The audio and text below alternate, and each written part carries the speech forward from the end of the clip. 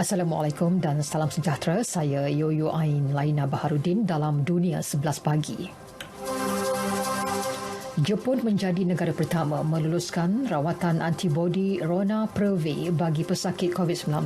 Kelulusan bagi ubat untuk mereka yang menghidap gejala ringan hingga sederhana itu dibuat berdasarkan hasil ujian fasa 3 melibatkan gabungan antibodi. Ia dilihat berkesan mengurangkan risiko pesakit COVID-19 bergejala ringan atau sederhana secara mendadak, iaitu menjadi lebih serius sehingga boleh membawa maut.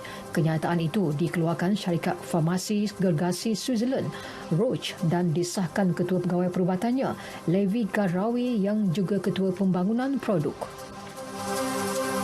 Dalam pada itu, menurut Roche, kajian praklinikal mendapati Ronapreve berupaya menangani varian baharu terutama Delta. Ini apabila ujian fasa 3 menunjukkan pesakit berisiko tinggi yang tidak dimasukkan ke hospital dan dirawat dengan ubat berkenaan mengalami penurunan risiko sehingga 70%. Selain Jepun, rawatan yang menggunakan gabungan antibodi turut diluluskan untuk kegunaan cemasan atau kegunaan sementara semasa pandemik di beberapa negara lain, antaranya Amerika Syarikat, India, Switzerland, Kanada dan Kesatuan Eropah. Bagaimanapun, agensi ubat-ubatan Eropah masih meneliti keberkesanan campuran berkenaan. Hujan lebat berterusan di wilayah Hainan, bahagian tengah China, menyaksikan 12 orang terkorban di ibu kota Zhengzhou. Kira-kira 100,000 penduduk terpaksa dipindahkan ke tempat selamat. Berikutan itu, Biro Meteorologi bagi wilayah Hainan dan Perbandaran Zhengzhou meningkatkan tindak balas kecemasan untuk bencana kepada tahap 1. Hujan lebat diramalkan berterusan sehingga malam ini. Bencana banjir di China semakin memburuk sejak beberapa dekad lalu, antara lain berpunca daripada pembinaan beberapa empangan dan pintu air yang menyekat aliran sungai dan tasik.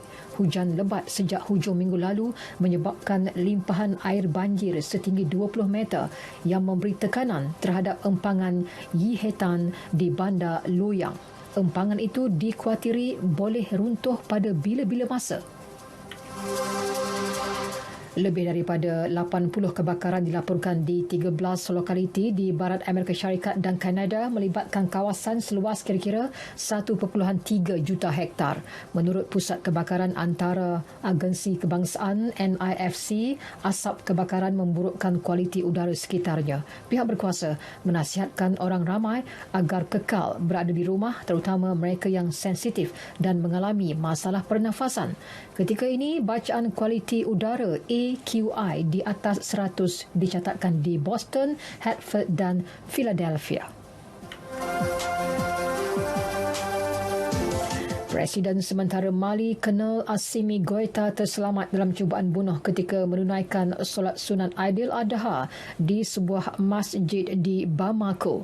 Menurut laporan agensi berita AFP, Goïta diserang dua lelaki tidak dikenali menggunakan pisau namun sempat diselamatkan pengawalnya.